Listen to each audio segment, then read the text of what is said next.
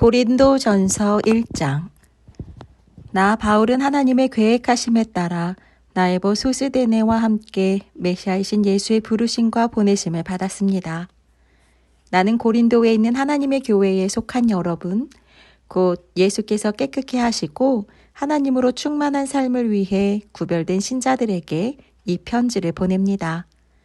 또한 나는 어느 곳에 살든지 예수께 진심으로 부르짖는 모든 이들에게도 문안합니다. 예수께서는 우리의 주님도 되시지만 그들의 주님도 되시기 때문입니다.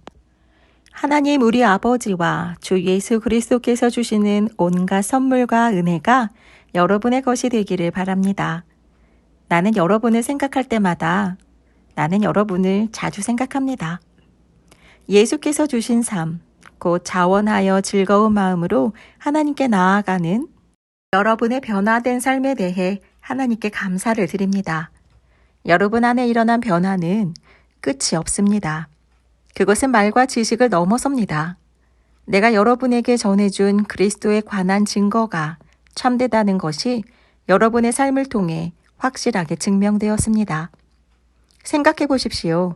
여러분이 우리 주 예수께서 이 세상의 마지막 무대에 등장하기를 간절히 기다리며 살아가는 동안 하나님의 온갖 선물이 바로 여러분 앞에 있습니다.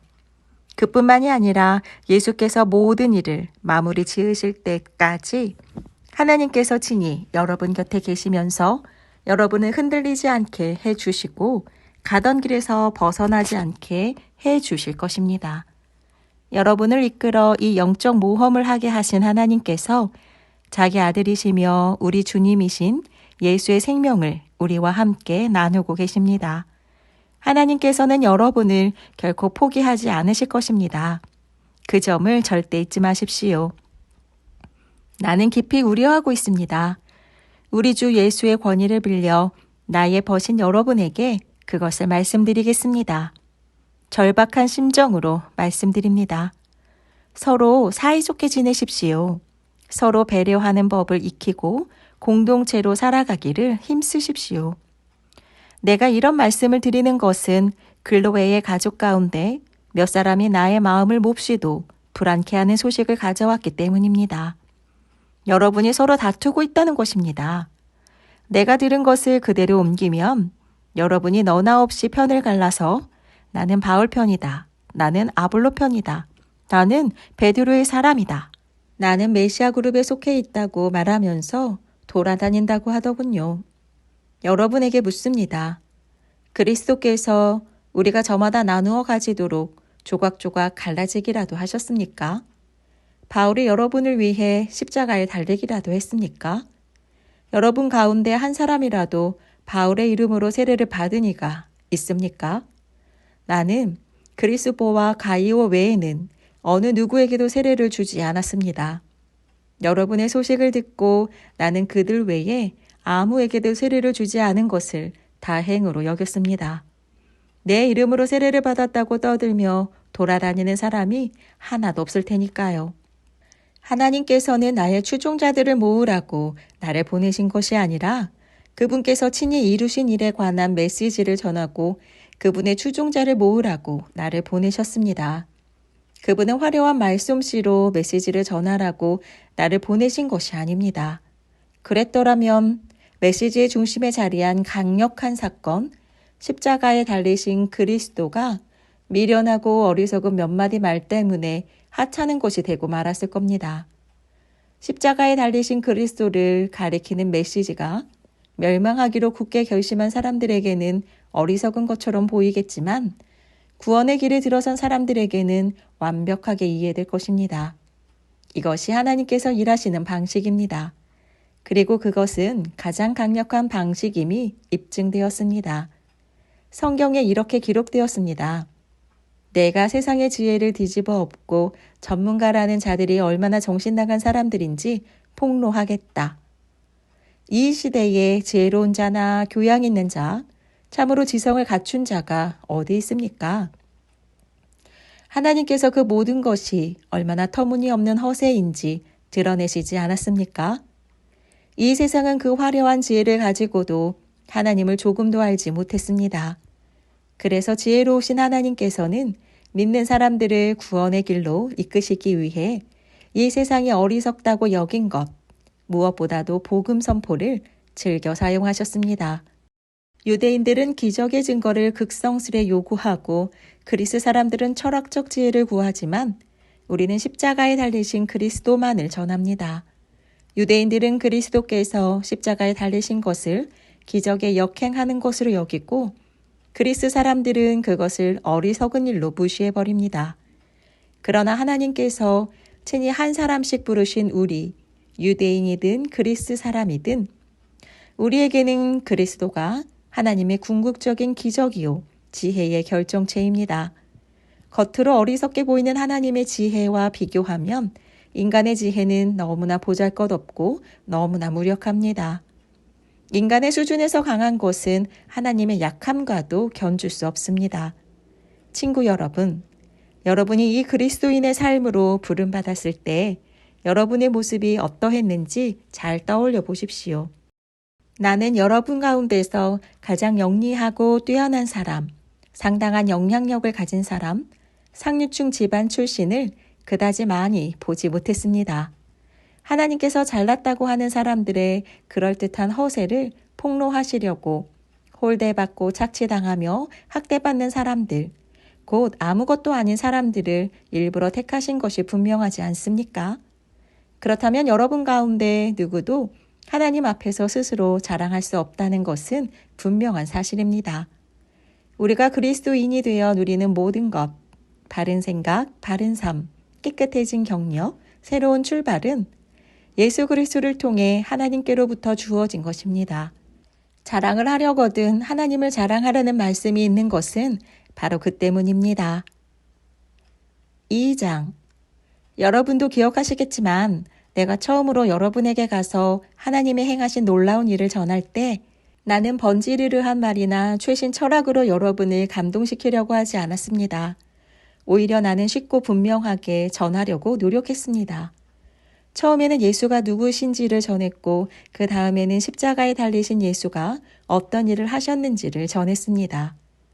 나는 그 일을 어떻게 해야 하는지 자신이 없었고 내가 그 일에 적합하지 않다는 것을 절실히 느꼈습니다. 더 솔직히 말씀드리면 나는 몹시도 두려웠습니다. 내가 메시지를 전할 때 여러분이나 다른 누구에게 감동을 주지 못한 것은 그 때문입니다. 그러나 메시지는 결국 전해졌습니다. 하나님의 영과 하나님의 능력이 그렇게 한 것입니다. 여러분의 믿음의 삶이 나나 다른 누구의 지적이고 감정적인 화려한 말솜씨에서 비롯된 반응이 아니라 하나님의 능력에서 비롯된 반응인 것이 분명해졌습니다. 물론 우리에게는 하나님의 지혜가 풍성합니다. 여러분이 확고한 영적 토대 위에 서기만 하면 여러분에게 그 지혜를 넘겨드리겠습니다. 그런데 그 지혜는 대중적인 지혜도 아니고 고임금의 전문가들이 선호하는 지혜도 아니고 한두 해가 지나면 시대에 뒤처지고 마는 지혜도 아닙니다. 하나님의 지혜는 그분의 목적 깊은 곳에 비밀하게 감춰진 지혜입니다. 겉만 살피는 사람은 그 지혜를 얻을 수 없습니다. 그 지혜는 최신 소식이 아니라 가장 오래된 소식입니다. 그 지혜는 우리가 등장하기 훨씬 오래전에 하나님께서 그분의 가장 좋은 것을 우리 안에 드러내시려고 정하신 방식입니다. 우리 시대의 전문가들은 그 영원한 계획이 무엇인지 조금도 알지 못합니다. 만일 알았더라면 그들은 하나님께서 계획하신 생명의 주님을 십자가에 매달아 죽이지 않았을 것입니다. 다음에 성경 말씀이 있는 것은 그 때문입니다. 어느 누구도 이 같은 것을 보거나 듣지 못했고 이 같은 것을 상상해 본 적도 없다. 그것은 하나님께서 자기를 사랑하는 이들을 위해 마련해 두신 것이다. 하지만 여러분은 그것을 보고 들었습니다. 이는 하나님께서 그분의 영을 통해 그 모든 일을 여러분 앞에 다 드러내 보이셨기 때문입니다. 성령께서는 표면에서 떠도는 것에 만족하지 않으시고 하나님의 깊은 곳으로 뛰어드셔서 하나님이 처음부터 계획하신 것을 드러내십니다. 여러분이 생각하고 계획하고 있는 것을 여러분 자신이 아니면 누가 알겠습니까? 하나님도 마찬가지이십니다. 하나님께서는 자기가 생각하는 것을 아십니다. 또한 그것을 우리에게도 드러내 주십니다. 하나님께서는 우리에게 베푸시는 생명과 구원의 선물을 자세히 알려주십니다. 우리는 이 세상의 추측과 견해에 의지할 필요가 없습니다. 우리가 이 사실을 아는 것은 책을 읽거나 학교에 다녀서가 아니라 하나님께 직접 배웠기 때문입니다. 하나님께서 예수를 통해 우리를 1대1로 가르쳐 주셨습니다. 그와 같은 방식으로 우리도 그것을 여러분에게 직접 전합니다. 영에 속하지 않은 사람은 본질상 하나님의 영의 선물을 받을 수 없습니다. 그에게는 그럴 가능성이 없습니다. 그의 눈에는 그 선물들이 대단히 어리석은 것처럼 보이기 때문입니다. 영을 알 수 있는 통로는 영밖에 없습니다. 하나님의 영과 우리의 영은 막힘없이 서로 통합니다. 우리는 영적으로 살아있어서 하나님의 영이 하고 계신 모든 일에 다가갈 수 있습니다. 우리는 영에 속하지 않은 사람들의 판단을 받지 않습니다. 하나님의 영을 아는 사람 누구인가? 하나님께서 하고 계신 일을 아는 사람 누구인가? 라는 예사야의 물음에 답이 주어졌습니다. 바로 그리스도이십니다. 그리고 우리는 그리스도의 영을 가졌습니다. 3장. 그러나 친구 여러분, 나는 지금 여러분이 영에 속하지 않은 사람처럼 사람과 하나님께 행하는 것에 몹시 실망하고 있습니다. 여러분은 그리스도와 관련해서 젖 먹는 것 외에는 아무것도 할 수 없는 어린아이처럼 굴고 있습니다. 여러분이 더 나은 것을 소화하지 못하는 것처럼 보이니 이제 나는 어린아이를 대하듯 여러분을 양육할 작정입니다. 여러분의 기분을 좋게 하거나 여러분을 돋보이게 해주는 것에만 손을 뻗는다면 모든 것이 자기 마음대로 될 때에만 만족하는 젖먹이와 여러분이 다를 것이 뭐가 있겠습니까? 여러분 가운데 어떤 사람은 나는 바울 편이다 말하고 또 어떤 사람은 나는 아볼로를 지지한다고 말한다니 여러분은 어린아이처럼 구는 것이 아닌가요?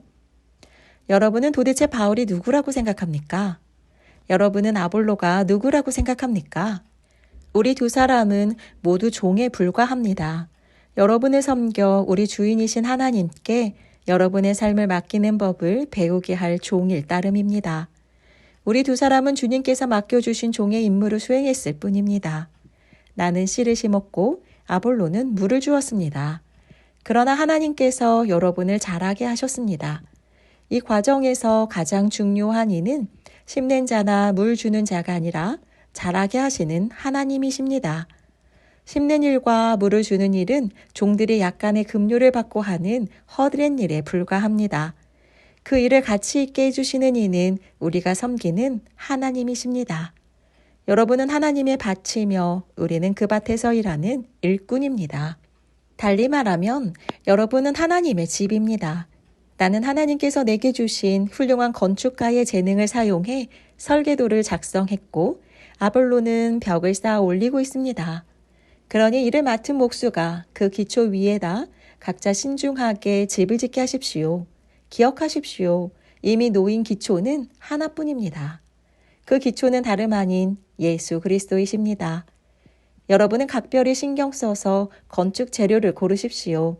그러다 보면 마침내 준공검사를 받을 날이 올 것입니다. 여러분이 값싸거나 부실한 재료를 쓴다면 다 드러나고 말 것입니다. 준공검사는 철저하고 엄격하게 이루어질 겁니다.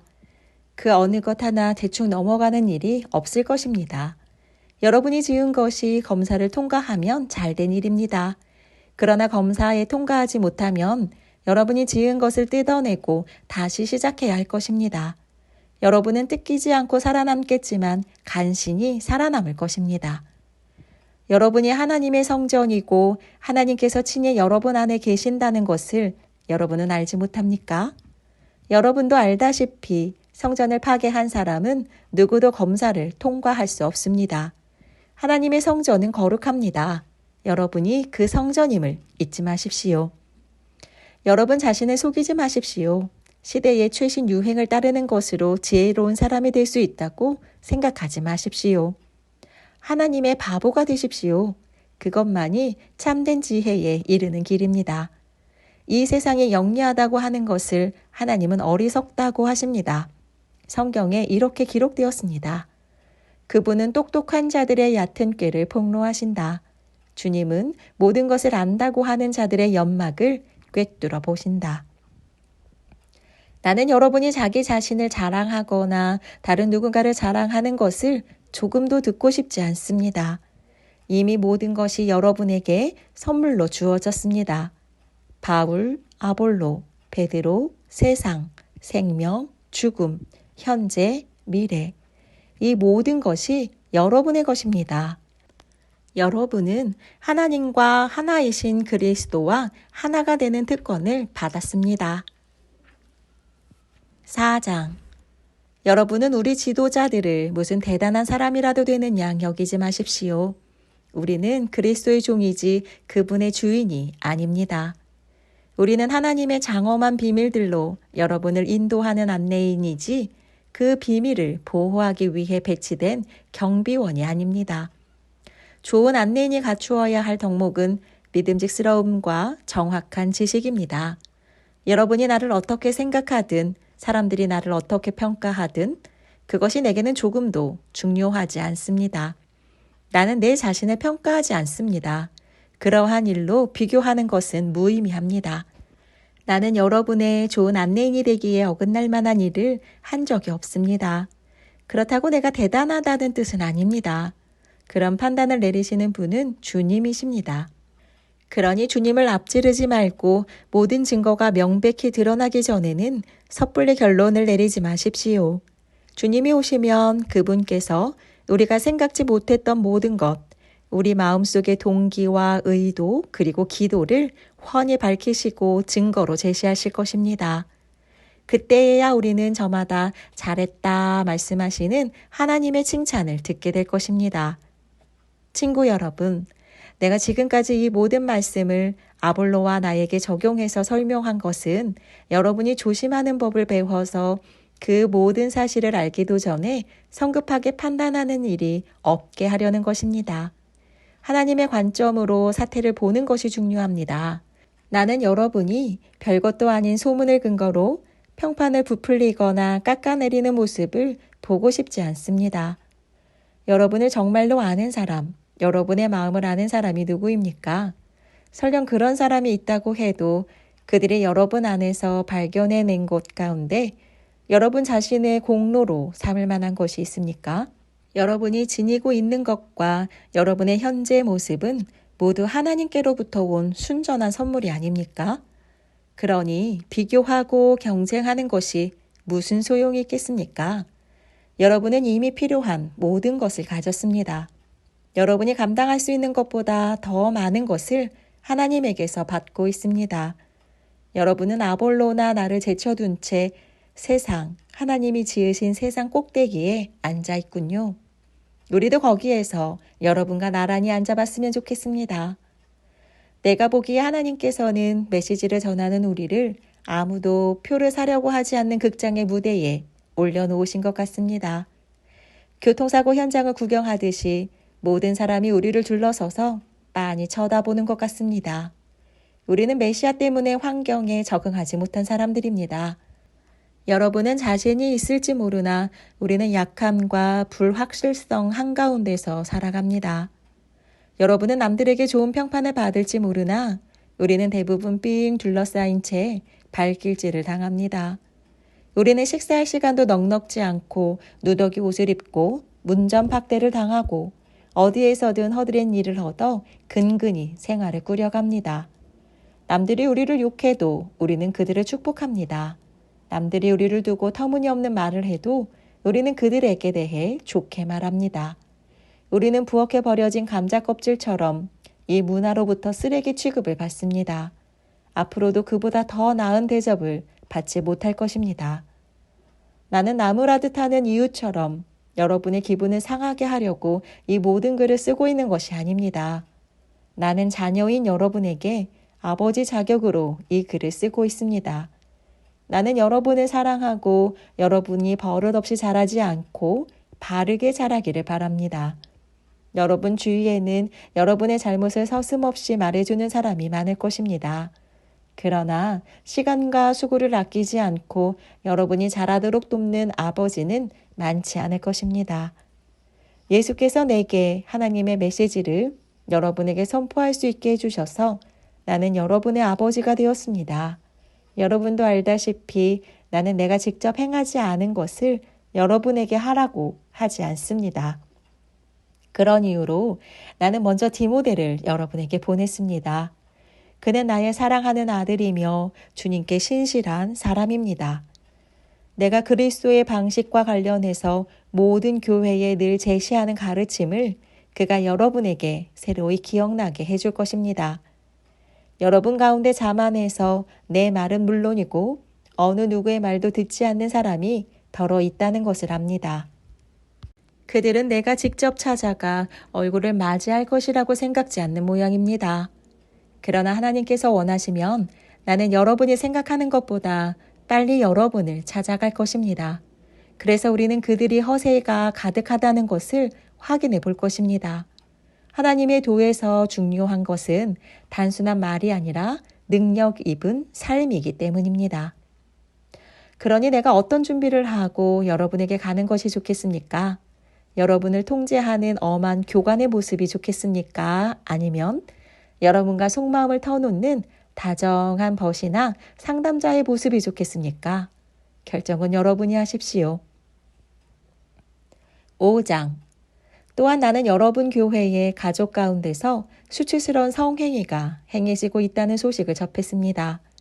여러분 남자들 가운데 한 사람이 자기 계모와 잠자리를 같이 하고 있다는 것입니다. 그것은 교회 밖에서도 용납되지 않는 일입니다. 그런데도 여러분은 그런 일로 당혹스러워하기는커녕 태연하기만 하더군요. 그 일로 비탄에 젖어야 하지 않겠습니까? 그 일로 무릎을 꿇고 울어야 하지 않겠습니까? 그런 일을 저지른 자와 그 소행에 맞서 어떤 조치를 취해야 하지 않겠습니까? 나라면 어떻게 할지 여러분에게 알려드리지요. 내 몸은 그곳에 있지 않지만 내가 여러분과 함께 그곳에 있다고 여기십시오. 무슨 일이 벌어지고 있는지 내 눈에 훤히 보이기 때문입니다. 분명히 말하건대 그런 행위는 잘못되었습니다. 그저 외면한 채 그런 행위가 저절로 없어지기를 바라지 마십시오. 우리 주 예수의 권위로 그 문제를 공개적으로 처리하십시오. 공동체의 교우들을 모으십시오. 나는 영으로 여러분과 함께하고 우리 주 예수께서는 권능으로 임하실 것입니다. 그 사람의 행위를 공개적으로 조사하십시오. 그에게 자기 행위를 변호하게 하십시오. 그러나 변호하지 못하거든 그를 쫓아내십시오. 물론 그렇게 하는 것은 그에게 충격적이고 여러분에게는 당혹스러운 일일 것입니다. 그러나 그를 지옥에 떨어뜨리기보다 그가 충격을 받고 여러분이 당혹스러움을 겪는 것이 더 낫습니다. 여러분은 그가 다시 일어서서 심판날에 주님 앞에서 용서받기를 원할 것입니다. 여러분이 그런 일들을 겪으면서 보인 경망스럽고 무감각한 교만이 나를 괴롭게 합니다. 여러분은 작은 것으로 여기지만 그 교만은 작은 것이 아닙니다. 노력은 작은 것이지만 빵 반죽 전체를 아주 빨리 부풀어 오르게 합니다. 그러니 그 누룩을 제거하십시오. 우리의 참된 정체성은 한결같고 순수해야지 나쁜 성분 때문에 부풀러져서는 안 됩니다. 우리의 유월절 어린 양이신 메시아께서 이미 유월절 식사를 위해 희생되셨으므로 우리는 누룩을 넣지 않은 유월절 빵이 되었습니다. 그러니 우리는 악독이라는 누룩을 넣어 부풀어 오른 빵이 아니라 누룩을 넣지 않은 납작한 빵, 곧 단순하고 참되고 꾸밈없는 빵으로 유월절에 참여해야 합니다. 나는 전에 보낸 편지에서 성관계가 문란한 사람들과 어울리지 말라고 했습니다. 내 말은 그 같은 짓을 하는 교회 밖의 사람들, 곧 육체 노동을 하거나 사무직에 종사하면서 사기를 치는 사람이나 영적인 사기꾼들과 전혀 상종하지 말라는 뜻이 아니었습니다. 그렇게 하려면 아예 이 세상을 떠나야 할 테니까요. 그러나 내가 지금 말하는 것은 그리스도인을 자처하는 어떤 친구가 불륜을 저지르거나 사기를 치거나 하나님께 건방지게 굴거나 친구에게 무례하게 굴거나 술 취하거나 탐욕스럽거나 이기적인데도 여러분이 아무 일 없는 것처럼 행동해서는 안 된다는 것입니다. 여러분은 그런 사람과 어울려서도 안 되고 그런 행위를 용납해서도 안 됩니다. 나는 세상 사람들이 행하는 일에 대해서는 책임을 질 것이 없습니다. 그러나 믿는 사람들의 공동체 안에서 이루어진 일에 대해서는 책임을 져야 하지 않겠습니까? 교회 밖에 있는 사람들에게 판결을 내리는 것은 하나님의 몫입니다. 그러나 우리의 형제 자매가 가던 길에서 벗어날 때 필요하다면 그들을 내쫓아 교회를 깨끗하게 하는 것은 우리의 몫입니다.